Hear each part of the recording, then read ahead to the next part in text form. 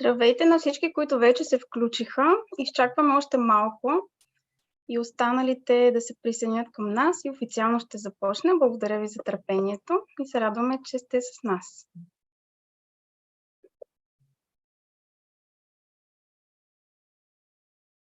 Само да попитам, добре ли се чуваме?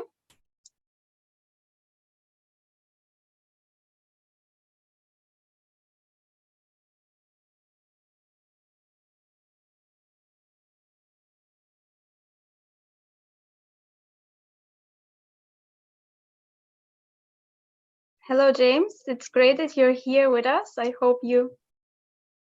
Yes, I can't share my video. Great. Can you turn on your camera? It says I'm unable to because the host has stopped it. Okay. That's strange. We are still a little bit working with the technical aspects. We all were also not able to turn on our cameras, but then we could. So maybe I can invite my colleague Radi to make an effort to turn on your camera.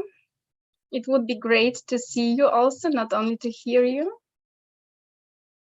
Okay, още мъничко технически подготовки. Zoom днес малко ние си играе шегички с нас, но сме на добър път. През това време виждам, че зрителите ни се увеличават. Добре дошли на всички. Welcome. Enrico, hello. I hope that you can hear us, see us, and you have brought nice weather from Brussels. Приветствам и колегата Енрико, с когото тясно работим по темата Метан. Той е в момента в Брюксел. Надявам се, ни е донесъл добро време. Обикновено това ни е малка шегичка между колеги. В Брюксел е доста дъждовно и мрачно. Така. Тези, които вече са с нас, бих поканила да ни пишат обратна връзка в чата при всякакви въпроси, които имате по време на презентацията. Така, изчакваме още мъничко, за да можем да включим и камерата на Джеймс, за да може да го виждате.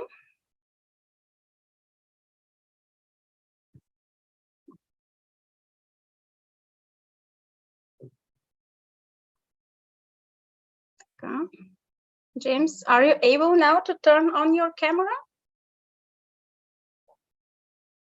Sorry, let me just... Have you tried? I guess it... Oh, yeah. Yeah. Great. Where are you now? Are you in Berlin? I'm in Berlin, yeah. In the office? Okay. The office that is my house. Okay, in the home office, great. Nowadays, office is home office. Okay, great. So, нека да започваме. Полека-лека и останалите зрители ще се присъединят. Радвам се, че сте с нас. Добре дошли на нашия онлайн вебинар, посветен на темата Метан. Аз се казвам Веселина Василева и заедно с моите колеги Ники Петков, Вени Кожухарова, Виолета Кремечева, Ради Славкова работим заедно и сме подготвили този вебинар за вас, за да ви запознаем с темата Метан, какво се крие зад него. Това е един парников газ, който е много по-малко познат от въглеродния диоксид, но не по-малко вреден и за климата, и за здравето. Ще разберем повече в рамките на следващия час. Заедно с Ники ще ви съпътстваме по време на този час. Ще направим кратка презентация. Поканили сме Джеймс, който е менеджер проекти в Clean Air Task Force, с организация, която работи заедно с нас по тема метан. Джеймс работи усилено за намаляване на емисиите на метан в петролната и газовата индустрия. Заедно с Вени Кожухарова, с нашата колежка от екип Енергия и климат. Миналата година те заедно посетиха различни газопроводни участъци от газопроводната мрежа в България. 7 регулационни измервателни станции направиха заснемания с специална инфрачервена камера Днес искаме да ви представим резултатите на снимките, да ви представим и актуално проучване, което Clean Air Task Force публикува в последните няколко, мисля, че преди 2 седмици излезе актуалното проучване. България е включена в това проучване. Използвахме възможността с всички снимки, които събрахме от инфрачервената камера, от сателитни заснемания и други снимки, които са ни на разположение, да ги съберем всички, да направим първата прода си в България, онлайн изложба за метан. И днес ще имате уникалния шанс да присъстване на официалното откриване на онлайн изложбата и сме много щастливи, че Джеймс днес също е с нас.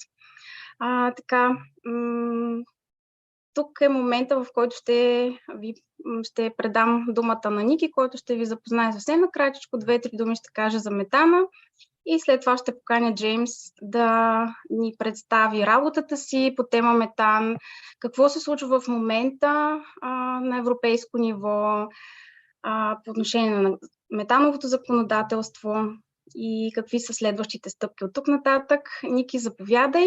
Да. Мерси, Веси. Метанът се оказа една доста гореща тема през последните месеци, но и не само.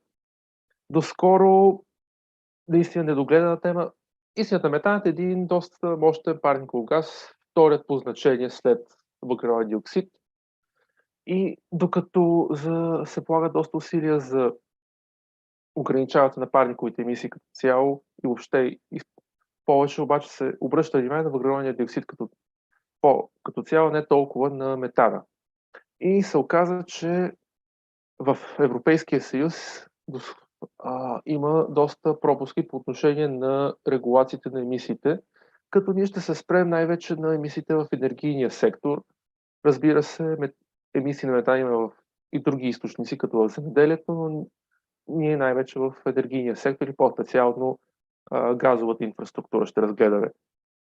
И това е най-общо казано, като мисля, че може направо да предам думата на Джеймс, който ще разкаже повече за своята работа от миналата година, работата си в Clean Air Task Force, както и ще представи най-новия доклад на организацията във връзка с емисиите на метан в Европа, които включват и България.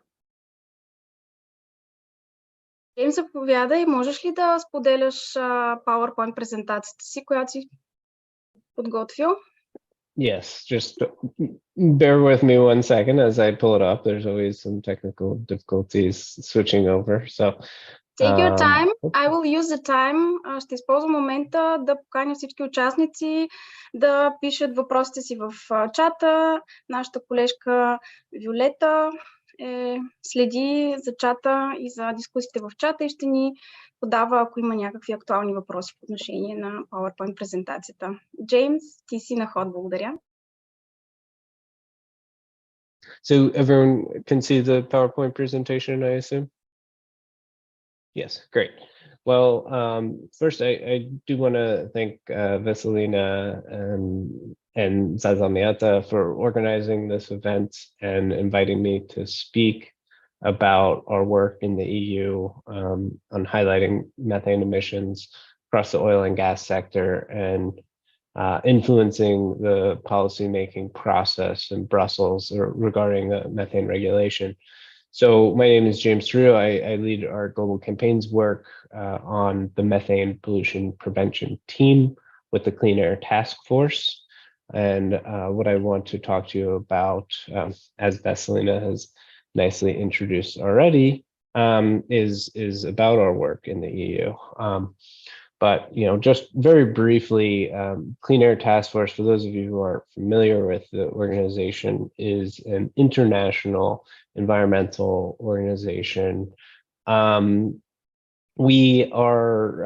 This says headquartered in Boston, but we're not really headquartered in Boston, actually. We have staff around the world, and most of our staff is, I'd say about 25% of our staff to 40% of our staff are outside of the US. We've got staff across Europe, South America, as well as Africa, and we have offices based in Brussels and Netherlands and in Boston, as well as DC. Currently, we pride ourselves on having, doing a lot of policy advocacy, but backing up that policy advocacy with specific technical expertise, as well as legal expertise that allows us to dig into regulatory frameworks and really engage in the regulatory space. So when policymakers are working on the specific details of regulations, the only experts in the room aren't necessarily just those coming from industry. Instead, we like to call ourselves honest brokers in that we don't have any commercial or interest or at stake. This obviously is in line with many other environmental NGOs as well. And we've been working on methane since the early 2000s. For a long time, this work was focused in the US. But in, say, 2015 or so, started to work a lot more across North America and Canada and Mexico. And then a few years after that, further into South America and Europe in about 2018, 2019, as the new commission started to signal that they were going to be working on a methane regulation. Yeah, I mean, now we've been expanding our methane work across the globe, as well as engaging countries at the the country level, but also engaging at international diplomatic levels too. So, bit of a brief background on CATF, and now hopping into methane and some background on methane. So why are we so focused on methane? As you can see here, methane in the atmosphere is skyrocketing, and it has been since it's at the highest level since pre-industrial times. I mean, even before pre-industrial times, methane hasn't risen to this level. So we're almost above 1900 parts per billion, and each year it continues to rise. And the amount of methane entering the atmosphere over the last few years has actually increased in speed. So the quantity has been increasing.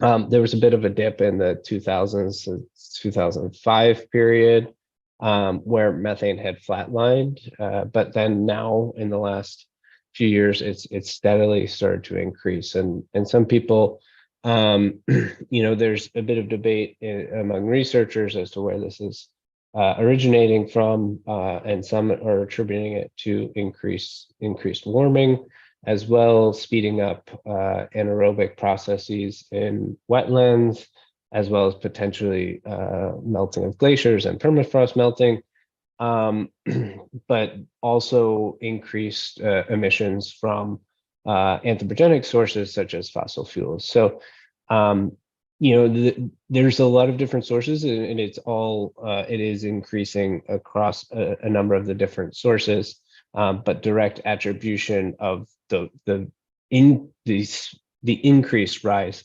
is quite difficult, and it's probably coming from a number of different sources. Furthermore, for a long time, methane hasn't been considered one of the primary or one of the main climate warming pollutants, and carbon dioxide has always been the focus. But the IPCC's latest report last year showed that methane is responsible for 0.05 degrees Celsius of the warming that we're experiencing today. That's almost half of total warming, of the 1.1 degrees Celsius net warming. So it's quite a significant factor. And so methane, unlike carbon dioxide, though, only stays in the atmosphere for 10 to 12 years. So, if we're able to slow down the rate of methane entering the atmosphere, we're able to then slow down the rate of global warming in the near term, in the amount of, in the next 20 to 30 years, we could potentially slow down the rate by almost 0.3 degrees Celsius of warming, which then gives us time, a lot more time to slow down the rate of, or well, I mean, it buys us time essentially to decarbonize completely, which is a completely challenging task in and of itself to transform our entire energy system. So slowing down methane pollution, which has many solutions to it already, particularly in the oil and gas space, really does save us a lot of time from warming. And there's no way we'd be able to actually reach only a 1.5 degrees Celsius warming without the reduction of methane pollution that we need, that can then trim off that 0.3 degrees Celsius of warming over the next 2 to 3 decades.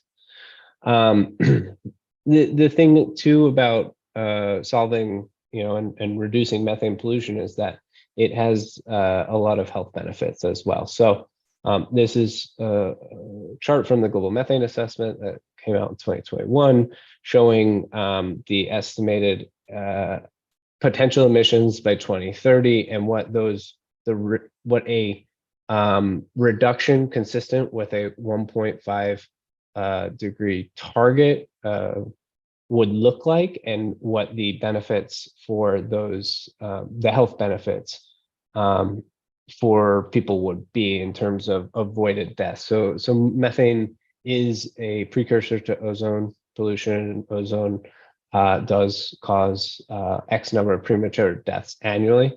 To reduce our projected 2030 methane emissions by around 40%, we would see a 255,000, we would save about 255,000 premature deaths from ozone pollution, as well as asthma-related ER visits, avoided crop losses in the millions of tons, and lost work hours from just health impacts.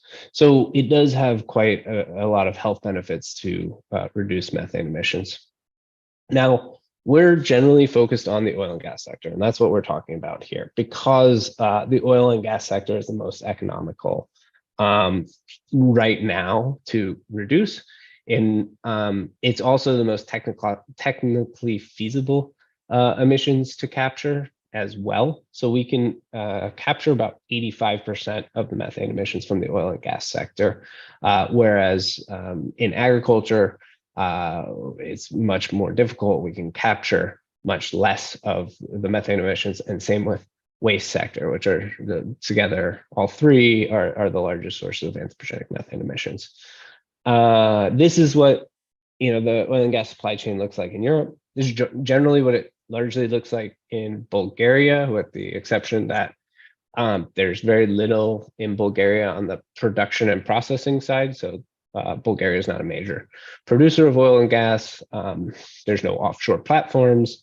There's no LNG regasification import terminals, but there is imported pipeline gas. There are processing plants. There's transmission compressor stations, transmission pipelines, underground storage, and then everything downstream as well. So when we were in Bulgaria, as Veselina mentioned, we were looking primarily, we started to look tried to look at transmission compressor stations, but we were pretty much looking at the downstream distribution section with decompression stations. And I'll talk a little bit more about this at the end.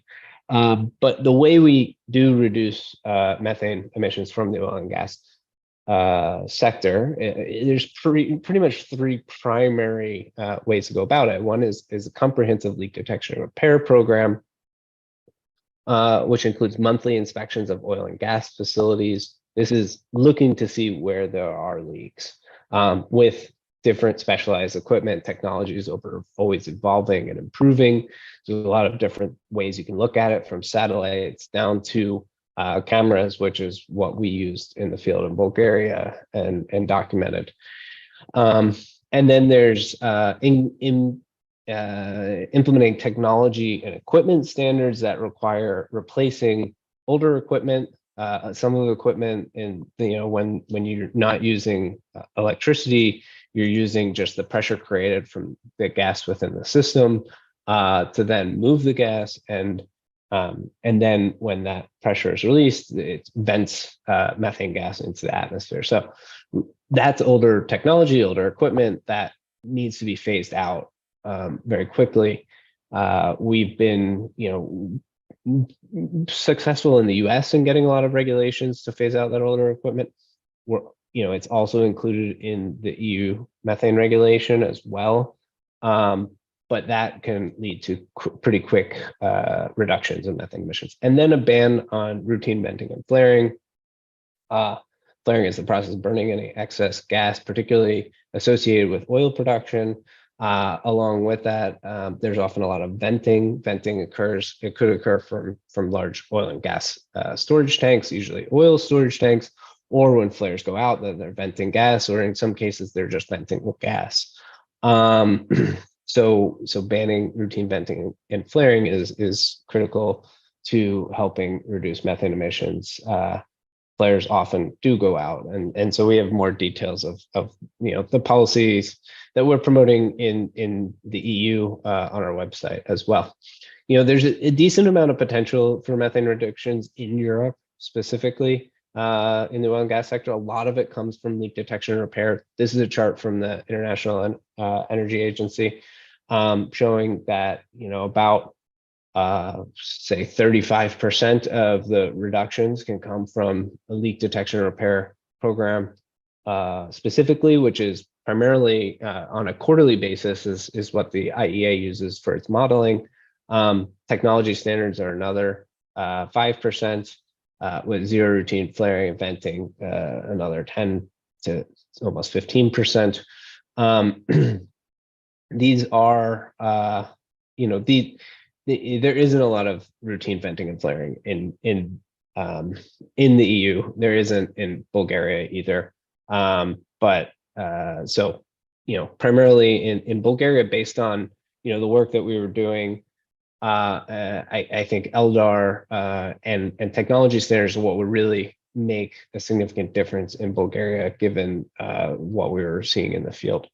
Some background to the EU methane regulations, if you haven't been following them, they started in October when the Commission adopted its methane strategy. We've now gone through, we now have several proposals. We have the Commission's legislative proposal, which was from December 2021. And then in December 2022, the Council passed its general approach to methane regulation. And in May 2023, just last month, the EU Parliament passed the compromise amendments to the methane regulation. So trilogues are set to begin depending on, it's actually unclear. So Spain has the presidency. Spain just went through a large election and is about to have another nationwide election. We think trilogues the first meeting of the trilogue for methane regulation might happen at the end of this month, but it might not happen before summer break and summer recess. And so we envision a lot of the discussions and debate to happen in the fall. And maybe it will be concluded by the time the Spanish presidency is over, or it will continue on to the Belgian presidency. But this is going to be a really critical role for when member states are playing in the discussions and making sure that member states have a very strong understanding of what are the best approaches to reduce methane emissions. So this is a very comprehensive slide. I don't want to go into too much detail on this because there's a lot to see here. If you're really interested, you could take a screenshot. This just breaks down the different proposals from each of the bodies. Very briefly, Parliament's was the most ambitious in that it introduced a methane import standard into the proposals, whereas the Commission decided to not go into detail on a methane import standard and potentially, think about it in the future. whereas the council even loosened the language from the Commission on a Methane Import Standard. Furthermore, Parliament was really prescriptive in LDAR and requiring LDAR every 2 months for above ground components, 6 months for below ground devices, and then whereas the Commission was 3 months for leak detection and repair. So Parliament's was definitely more ambitious. The council watered down quite a bit that the Commission put together. So we're looking at what will be a fairly contentious trilogue discussion on all of these different components. And so we're trying to think together about how to best support Parliament's proposals and make sure that we have a strong methane regulation in the EU when the trilogues are concluded. Part of this work is related to now the work that we've been doing and why we've been going around investigating methane emissions in Europe, because we've wanted to raise the profile of methane. It's something that people haven't largely talked about. It's something that people usually associate with agriculture and cows farting and burping. And it's not usually in Europe, it's not usually something that people think of as an oil and gas problem, but it is to some extent. I mean, yes, in Europe, 70% to 90% of the methane emissions from the European footprint comes from upstream imported oil and gas. So it comes from the production sites upstream outside of the EU's borders. And that's why the methane import standard that I was just talking about is so critical. But in order to raise the profile of methane in Europe, we've been traveling around Europe, and which is what this report is about that Veselina had mentioned earlier.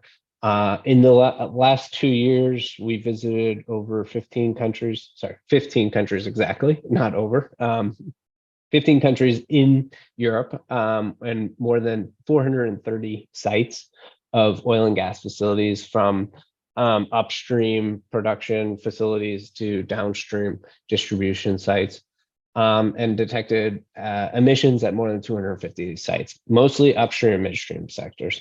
We've been using an optical gas imaging camera that was specifically designed to look at methane emissions, absorption band of infrared radiation.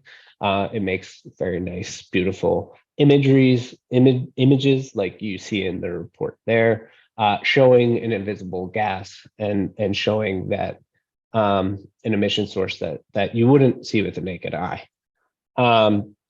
In Bulgaria, so we were in Bulgaria in April 2022.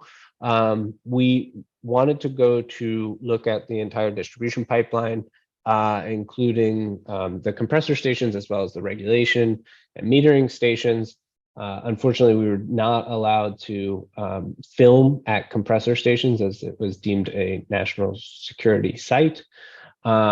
We did manage to film at regulation stations and metering stations for a couple of days until we were then eventually told that we cannot film at those sites as well. There are potentially hundreds of these sites throughout the country. This is mostly downstream gas infrastructure. It's where gas is being taken out of a transmission pipeline, put into the pipelines that have less pressure. There's quite a bit of, they're quite old infrastructure. There's a lot of rust, there's duct tape, there's disrepair.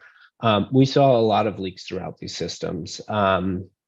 Regulation stations are manned daily, and we were told that they use daily LDAR. They do leak detection and repair using soap bubbles, where they really just run soap onto the pipeline to see if there's any gas coming out, and then there'll be bubbles that create.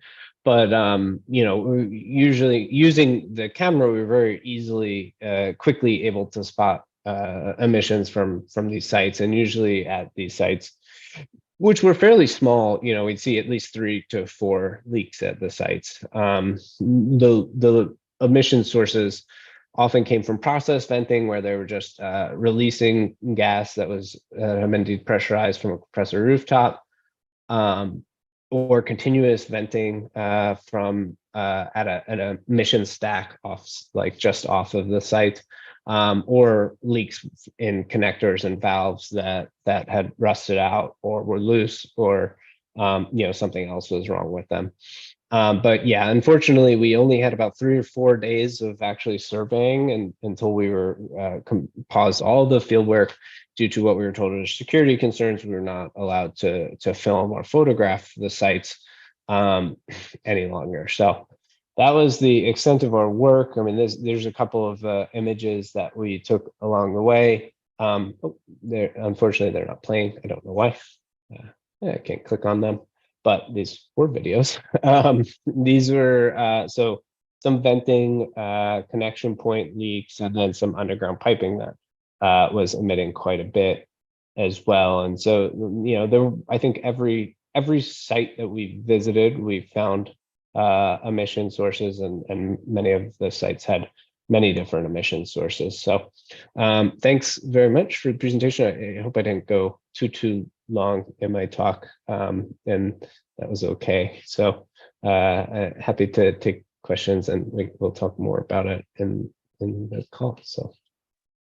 Джеймс, много благодаря за тази презентация. Сега публиката има възможност да зададе директно към Джеймс поясняващи въпроси по PowerPoint презентацията му. Може да го направите с вдигане на ръка или да пишете не в чата, а в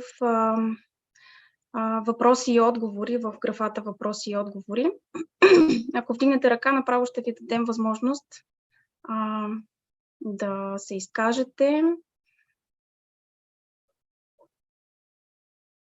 Нашата колежка Вили следи за вашите въпроси. Междувременно имаше вече един въпрос. Може би Джеймс да върне на слайда, който показваше как метановата концентрация се е променила през годините, и 2005 имаше един спад. На какво се дължи 2005 този спад? Много интересно беше, че беше единствената година, през която се наблюдаваше това.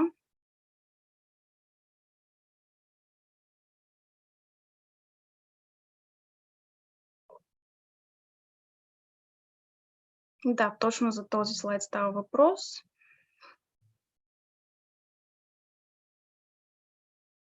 Джеймс, не се чуваш в момента.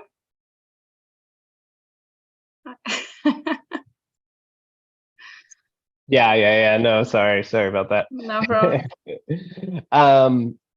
Yeah, so 2004, 2005, and even 2005, 2000 to 2005. As I understand, there's not clear alignment among even researchers as to why anthropogenic, well, this isn't just anthropogenic, but why methane concentrations in the atmosphere and increases of methane concentrations in the atmosphere had actually decreased, and also, well, completely gone negative in a few years in the 2000s. And so it's not, I can't give you an answer, and I don't know that I think there's not a lot of agreement in the research, but I think Nicolai wants to jump in here. So. Не, просто искам да задам един друг въпрос. Относно мерките против течове, в различни доклади, които наскоро излязоха, се пише, че всъщност тези мерки са изгодни за компаниите. Биха били на минимална цена или дори на нулева. Обаче, щом е толкова по-изгодно, защо не го правят, ако наистина е толкова ефтино да се приложат такива мерки? Това въобще на международно равнище. Yeah, no, that's a really good question as well. Certainly, it is cost effective for companies to capture gas and sell it, and in terms of how much the return on investment is very quick. So, if a few $1 million are invested into replacing existing technology, or replacing the technology they're using that, say, vents gas, with non-venting technology, then they would save money in the long run, and very quickly, actually. So not so much in the long run. Very generally speaking, it's cheaper. Companies are more incentivized to. They can make more money by doing more production, opening more wells, just increasing production, going to different fields, because they're probably gonna increase their production capacity, unfortunately. So they largely incentivize, so that's largely, it's more interesting for them is to open up more fields and more projects versus capturing what they have to then increase the amount that they're, do make slight increases in the amount that they're producing or selling, even though the return on investment is great. The other thing that, is the other reason why they might not do it is because they don't, to sometimes do a really good cost-effective analysis plan, they might need data. So for a while, methane hasn't really been a topic that's been in the headlines. In the last couple of years, it certainly has. But previously, decision makers within companies might say, well, okay, if we want to, if they might say to an emissions controls team that they have, if you want to, make these upgrades to reduce our methane emissions, show me some data that proves that the investments we make will then have this return on investment. We'll be able to generate these returns. So then they have to do, they have to do measurement campaigns. They have to do testing to make sure, okay, if we implement LDAR, monthly or quarterly, how much is that saving us? How much does it cost? And then, so the numbers to do that are kind of, they take a bit of time to actually put that all together. Even though, it's pretty clear from, IEA analysis, International Energy Agency analysis, that it's, by doing certain different steps, they can have X number of return on investment, but that modeling is more generally. So then within companies, they want to kind of do research on their own data. And then so that's with independent and private sector companies. With public sector or NOCs, it can be a whole different complication in that their budgets are fairly tightly regulated by a financial regulator or some other element within the government. So, depending on how that budget is regulated and how often the plan comes about, I've spoken with a government entity that, they were saying they do their budgets on a 5-year time scale. And in the last 5 years, this whole debate and discussion of methane has risen so quickly. And it wasn't actually until some of the work that we did in their country to get methane emissions on the front page of their national papers that the CEOs were responding to their request to actually reduce methane emissions. And this was talking with people on the emissions controls teams within the company. So I guess that's maybe three different reasons why companies aren't always don't act on their own just for the financial incentives. And so that's why it's really critical to, it is incredibly critical to have a regulatory process as well. And that's what we're pushing globally, is doing a lot of, is making sure that governments are putting together appropriate and tight regulations to make companies act.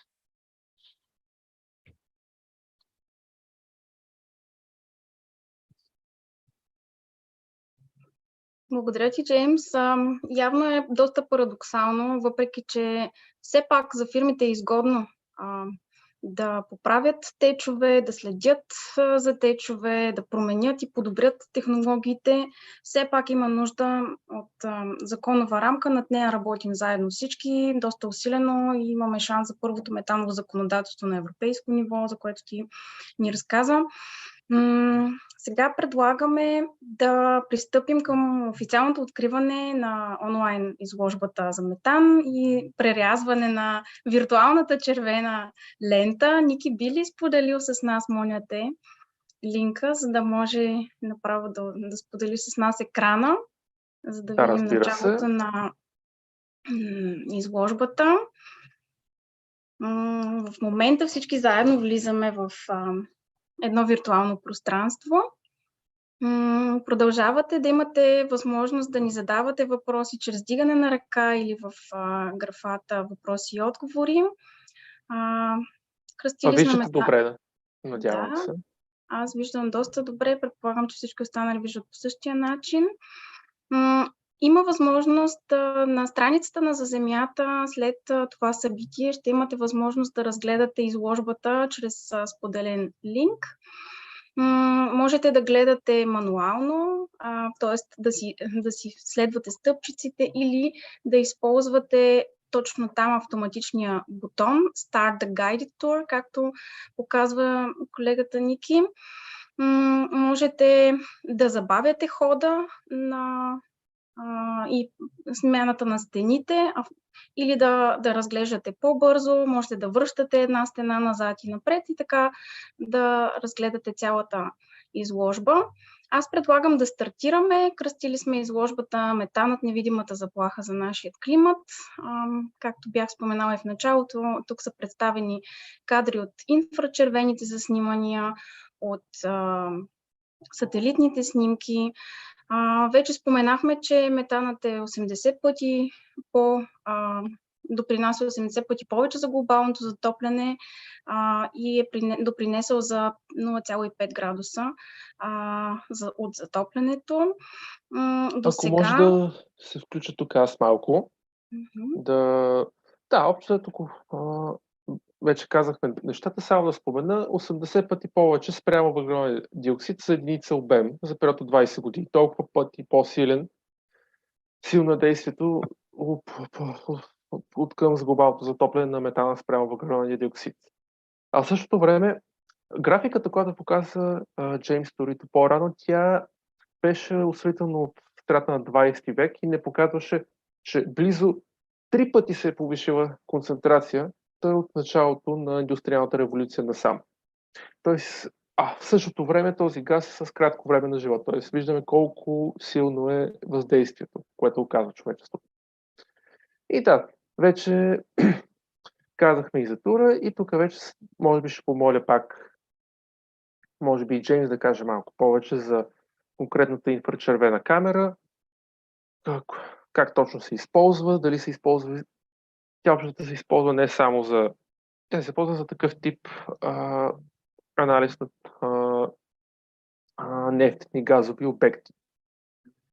И ако Джеймс се сеща да каже нещо повече конкретно за камерата, която използва, което не е казал до сега, сега е добър момент. Yeah, I'm happy to do that. So the way the camera works is that, it's an infrared camera, so it pulls in and visualizes electromagnetic radiation.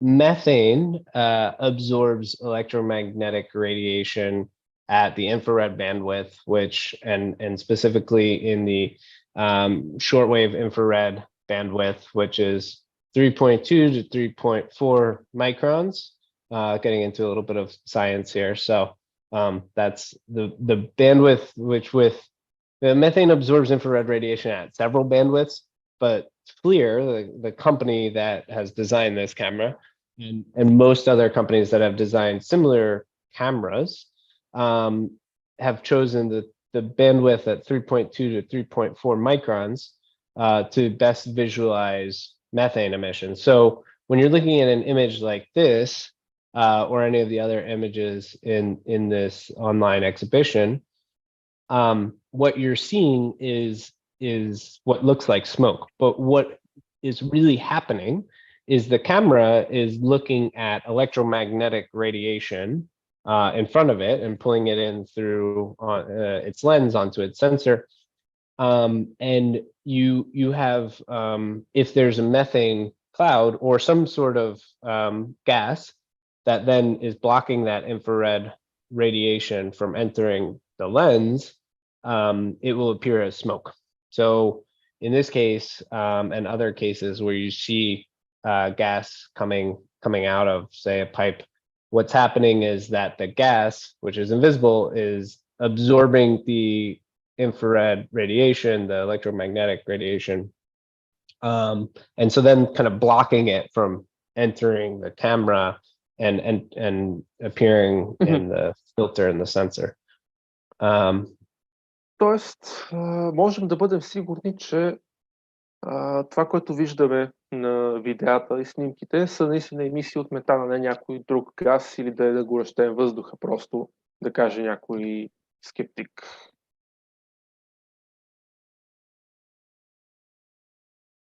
Yes and no, actually. No, that's a very good question. So with the way the camera itself cannot speciate gas. So pretty much anything that also absorbs infrared radiation at 3.2 to 3.4 microns, which is a lot of different gases and gas compounds, will appear in the camera as smoke. It might look similar to what methane will look like. Now, and specifically water vapor, right? So wherever you have heat or combustion emissions, you're probably going to have a lot of water vapor as well. So if you looked at a combustion source, you might see a lot of water vapor. Now, the thing is that it's also a thermal camera because you're looking at infrared radiation, you're looking at heat. So you can tell by looking at a pipeline, if it's a gas pipeline, first, it's a gas pipeline. So it's important to know what potential gases might be in the equipment you're looking at. So you need to know the equipment you're looking at and the processes from oil. You need to know how oil and gas processes work. So you need to know the equipment you're looking at. So in this photo or any of these photos, like you can see, we're largely looking at gas pipelines and gas equipment and infrastructure. We wouldn't expect any other gases to be there.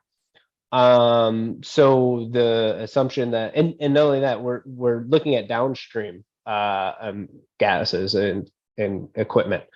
In the downstream sector, methane is about 90 to 95% of the gas that's in that equipment and pipeline. Whereas in upstream sector and production sites, associated gas in oil production, as well as in the gas production, could be as low as it could be as low as about 50% methane gas, and then other gases. So sometimes with upstream production you're looking at, you might be seeing large amounts of other gases, but that's not too big of a case. I mean, I think the critical component is to really know about oil and gas engineering processes, to be certain about what you're seeing with the camera, so you know what equipment you're looking at. You can differentiate it from combustion sources because you can tell that it's heated. Some combustion sources, though, do release gas as well. As CATF, we are fairly careful in not depicting those images of showing a heated combustion source and saying, this is methane gas, because there's definitely pollution and emissions coming from there. There might be, there could be a number of different emissions coming from a combustion source. There's CO2, there's SOx, there's a number of things, but heated water vapor is one that you'll see in the camera as well. And so, so we're very careful of not showing heated combustion sources. In Bulgaria, we actually didn't see any, and none of the equipment we were looking at was a heated combustion source, because we were only looking at the downstream sector and in regulation stations, metering stations, and these don't have combustion sources. So we weren't looking at any heated sources. If we were at a compressor station, we would have probably seen some heated sources, in which case, careful analysis of the video and the equipment would have been able to kind of disentangle what we were seeing. Благодаря.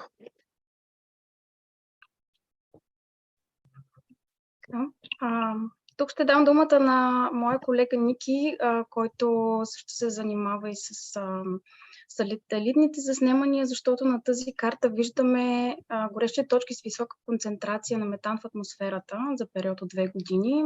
Виждаме ги по цялата газопроводна мрежа и в северната и в южната част на страната. Ники, искаш ли да кажеш 2 думи какво виждаме?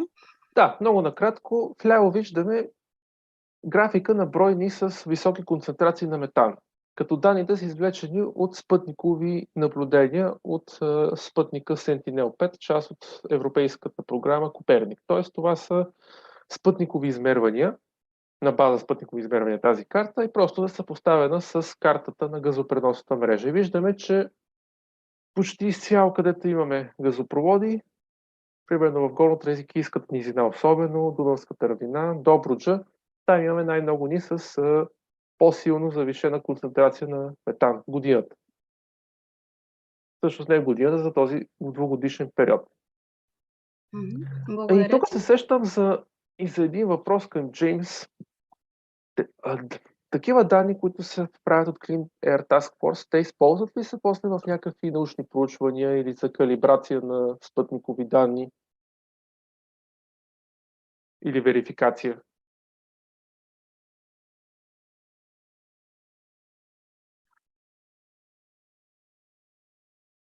Yeah, we are talking to and working with a number of different satellite companies and satellite groups, as well as groups that are doing aerial emissions monitoring. So, a number of them are doing some really excellent work. Kairos is their group that's doing analysis of all the publicly available satellite data. Carbon Mapper is a group from the US that's doing aerial flights currently, and by the end of this year, early next year, plan to start launching satellites and are going to have about 25 satellites by 2025. We're working closely and talking to the International Methane Emissions Observatory at UNEP, who is launching the methane advanced response program, I think, or methane something response program, Mars. They're going to be launching it this summer, which is also really exciting. EDF, Environmental Defense Fund, is also launching a satellite methane sat this year or early next year. And so we're working with all of these groups as well. We have been, and then GHGSat actually, who's kind of the world leader right now in satellite methane detection instrumentation, but it's a private company and they're doing private research. Well, they're selling their data to companies as well as regulators and interested parties who have the financing to pay for it. We're talking to all these groups, trying to think about ways to collaborate, both on the policy side and then also on even with calibration of camera and on the ground instrumentation. I mean, to be completely fair and honest to these groups, like we are using the camera largely as an advocacy tool. We're not using it largely as a science tool. A lot of the satellite groups are they're doing a lot of science and publishing research, academic research.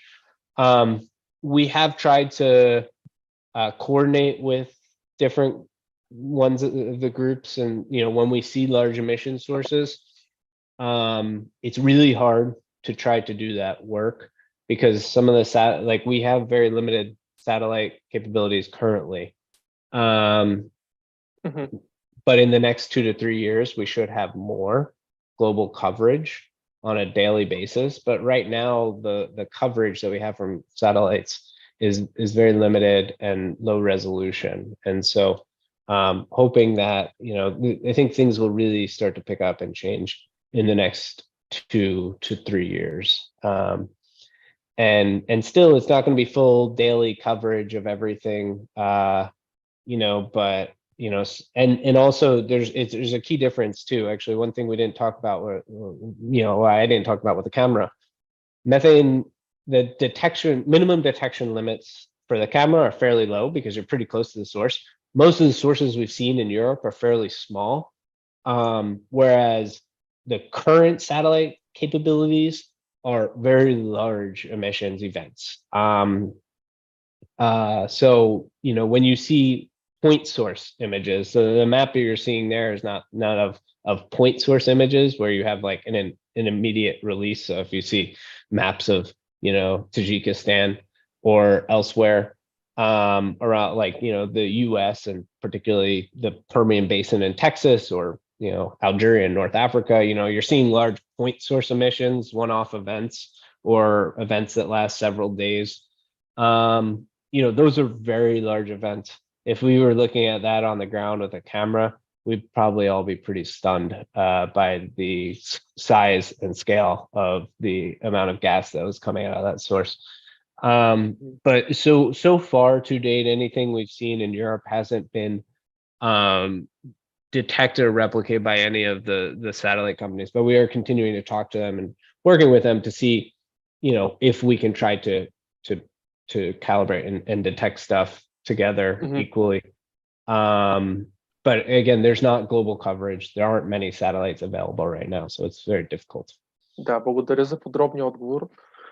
Ми беше много полезен. Сега много накратко само ще засегна. Тук виждаме на снимка пак от спътниковата карта на събитие от 17 февруари 2020, именно на пак теч на метан, предполагаем от газопреносната мрежа, почти сигурно, тъй като двата теча са в непосредствена близост до две станции, като направо преминаваме на следващия слайд. Тук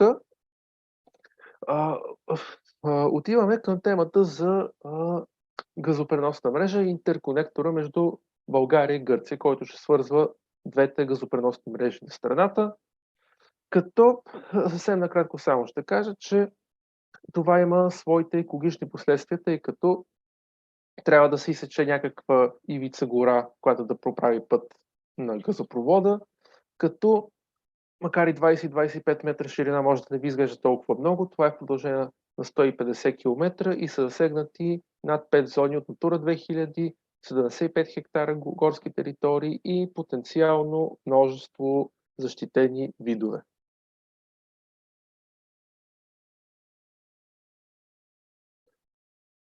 И сега давам думата на Веси. Благодаря ти, Ники. Да припомним как изглеждаше картата, която видяхме на една от стените. Видяхте, че и в северната и в южната част Джеймс и Вени бяха направили заснемания. От разговори с колежката Вени Кожухарова зная, че заснемания те успяха да направят само в една част от България, защото им беше забранено да снимат. Вени, може ли да ни разкажеш малко повече защо се случи това, кога започнахте снимките, кога трябваше да прекратите? Джеймс спомена, че става въпрос за обекти от национално значение, въпроси за сигурността. Може ли да ни въведеш малко повече в зад кулисите и как протекоха снимките? Да, разбира се. Всъщност, видяхте, може би, на сателитната карта, че имаше течове както в южната част, така и в северната част на България. И всъщност имахме някои съмнения, че става въпрос за доста големи изтичания, които са около Полски Сеновац и горе около Лом Черковна, така че това за нас всъщност бяха много важни обекти, които да посетим и много ни се искаше всъщност да имаме малко повече наблюдение относно ситуацията там. За съжаление обаче не успяхме да стигнем толкова далеч в нашето пътуване, когато всъщност нашето пътуване трябваше да е с продължителност 5 дни. Като за съжаление трябваше да прекъснем, както Джеймс вече каза, на третия ден сутринта. Всъщност това беше последния обект, който заснехме. Беше във Варна. Иначе преди това успяхме да обиколим южната част на България. Още на първия ден срещнахме проблеми на компресорна станция Ихтиман, където ни забраниха да навлизаме в бъдеще. Под претекста, че това е обект за национална обект от стратегическа сигурност и не може да се заснема. Обяснихме, че се опитваме да заснемем атмосферата отгоре и това за нас е по-важно, но пак не бяхме допуснати. Мисля, че все пак е важно да се каже, че това е единствената държава. Мисля, че всъщност може за момент да не сме единствената, но със сигурност бяхме първата държава, в която беше отказано да се снима. Успяхме все пак да направим заснемания от по-малки обекти, които, както вече видяхте и Джеймс сподели, че навсякъде има изтичания и вече на някои от местата началниците на обектите бяха доста така добре настроени, разбираха всъщност какво правим и по някакъв начин разбираха как те могат да използват всъщност тези кадри, че това не е нещо, което е абсолютно целенасочена атака срещу тях и тяхната работа, а е нещо, което би могло да им помогне. Но съответно не навсякъде това беше така и последния ден опитахме се да снимаме във Варна и това беше момента, в който получихме официално писмо от Булгартрансгаз, с което ни настояват да прекратим всички снимки и целият процес и това беше, ето това е Варна последния ден и всъщност на следващия ден се върнахме в София и въпреки това смятам, че имаме достатъчно кадри, защото все пак е впечатляващо, че дори от толкова малки обекти, защото от една компресорна станция може би се очаква да предвид как изглежда, се очаква да има повече изтичания, но малките обекти имаше доста течове и е важно да се отбележи, че те са и доста устаряла инфраструктура, от която виждаме много изпускания, дори на места, на които не трябва да се вижда. И така, на въпроса Веси защо ни беше забранено да снимаме, това е един много добър въпрос, тъй като аз продължавам да не разбирам защо така може би не приеха нашето желание да заснемем изтичанията, да споделим след това кадрите с тях, по някакъв начин да подпомогнем някакви ремонтни дейности на инфраструктурата, но но защо? Обяснението беше, че има потенциал да застрашим националната сигурност, тъй като това са обекти свързани с енергетиката. Войната току-що беше започнала, Русия точно беше нахлула в Украйна предишния месец и половина преди това, така че това беше използвано като причина. Благодаря ти, Вени. Много интересен аргумент. Въпрос към Джеймс. Джеймс, ти разказа, че сте заснели в общо 15 държави, 400 обекта. Очакваше ли такава забрана в България? Каква ти беше реакцията и смяташ ли я за основателна? Официалната комуникация на база държавна сигурност.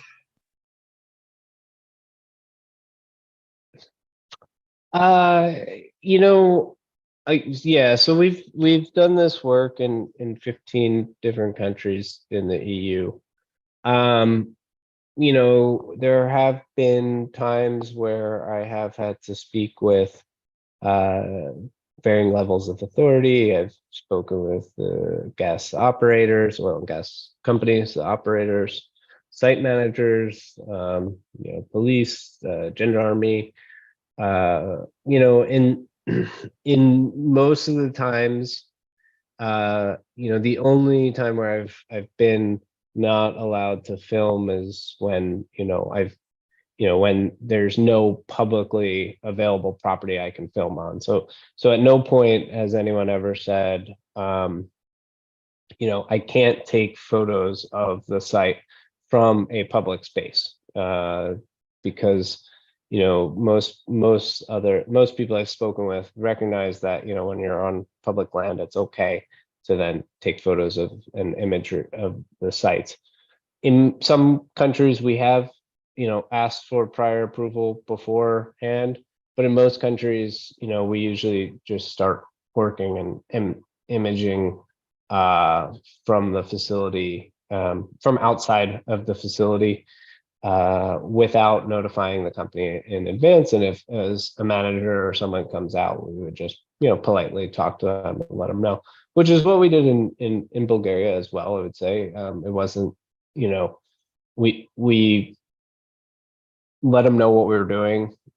We had documentation of who we are, explained to them, and the process that we've been doing and that we've been doing this elsewhere.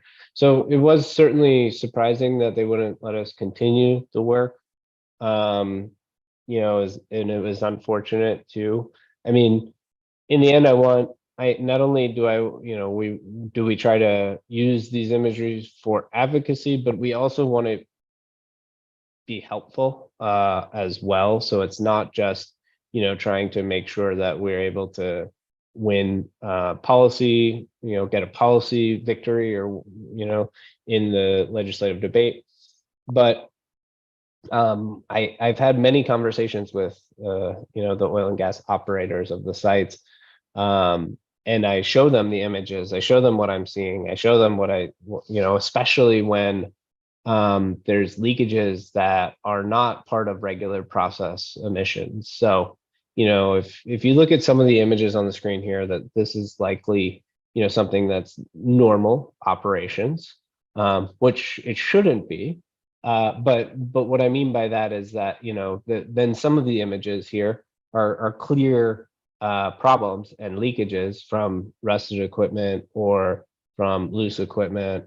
And so those are usually, those can be problematic, especially if they're in a residential area. I mean, most of this gas is going to be, for the most part, it's going to be largely methane, so non-toxic, but there could be trace elements of other poisonous or harmful toxic gases that are associated with this gas in there. And certainly, so if they're in residential areas, that's a problem. But if they're also just leakages that are occurring, then that's also a problem and a risk for anyone who works on the facility, anyone who works at the site, as well as anyone who's nearby the facility and site. And not to mention just the total number of emissions points, and given the small number of sites we saw and the number of emission sources from each site, shows that this is kind of a problem throughout the country. So it's clear that something will need to be done to handle this.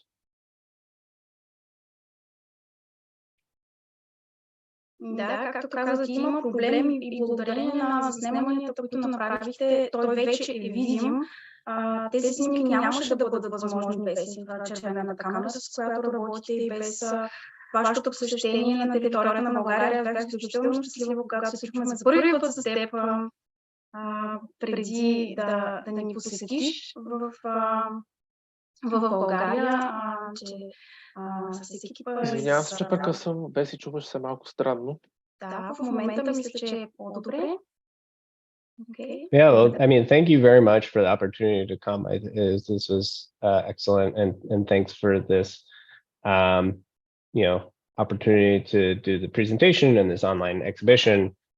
Certainly hope that we can continue to work together on this issue in the future, and hopefully, we can make sure to get the attention of people, whether it's policymakers in Bulgaria or the company itself, to talk more about this and have a constructive dialogue.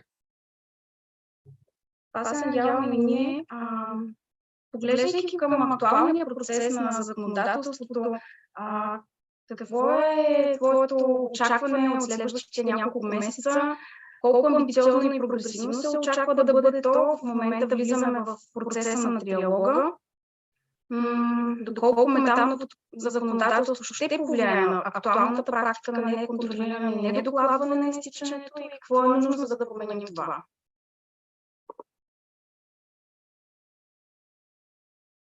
It certainly will impact the practice of non-reporting because there hasn't been a regulation yet for companies to report their emissions. So, that will change, and hopefully there'll be much more, generally there's going to be much more transparency in the oil and gas sector in Europe as it pertains to methane emissions. I think we need to try to be as ambitious as possible, and that includes making sure that the leak detection and repair elements that the Parliament proposed, which I showed earlier, stays to 2 months of frequency, that a methane import standard is in the regulation for the EU so that the entirety of the EU's methane footprint is captured by this regulation. Otherwise, large percentages of the EU's methane emissions, which happen in the upstream production countries, will continue to be emitted despite the demand and consumption in the EU.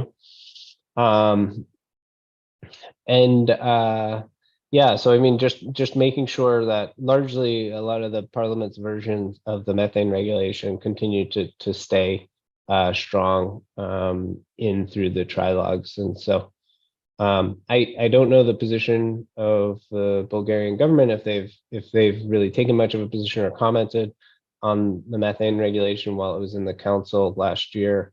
But engaging the ministry might be a useful exercise to see where they are, if they're even thinking about the methane regulation at all. And trying to see, what they would be interested in supporting, or what they're thinking about it. So.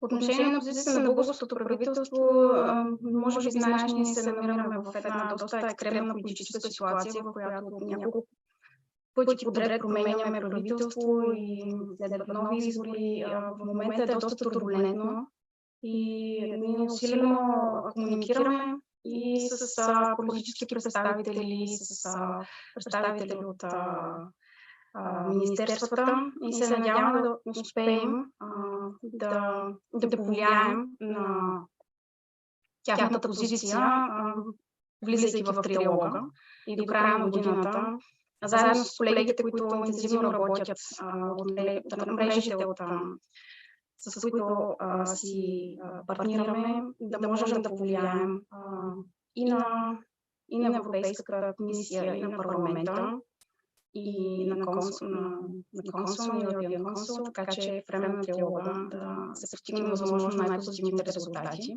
и да не се размие до сегашната чернова на металното законодателство. Много ви благодаря за споделените впечатления от заснеманията, това какво ни очаква за бъдеще. Остава доста интересно. До края на годината следим усилено какво ще се случи на тема на база на законовата рамка. Заедно с колегата ми Николай Петков работим по темата метан, иначе Вени Кожухарова, също и Ради Славкова, сме от екип климат и енергия. Усилено работим по тема справедлив преход. Ще продължаваме да ви информираме в тези теми и още след няколко седмици сме ви подготвили едно допълнение към темата, която тази вечер засегнахме. Ники, може би ще ни споделиш какво очаква слушателите ни, какво сме подготвили след 3 седмици, малко преди да излезем в лятна ваканция.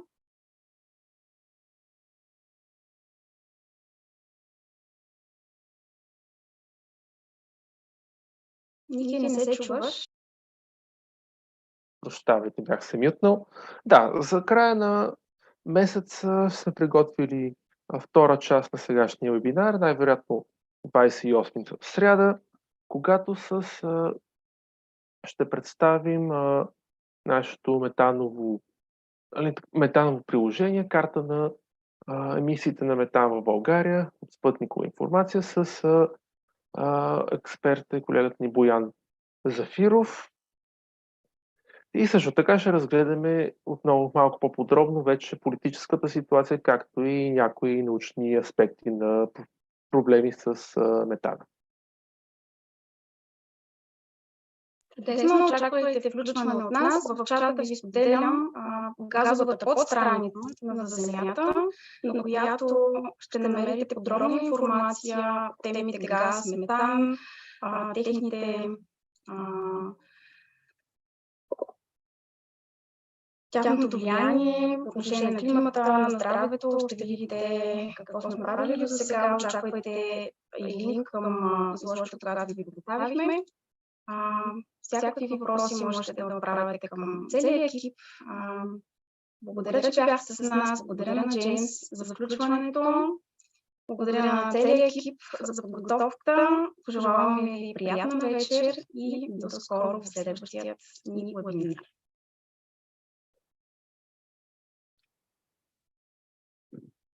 Thank you all. Thank you. Bye.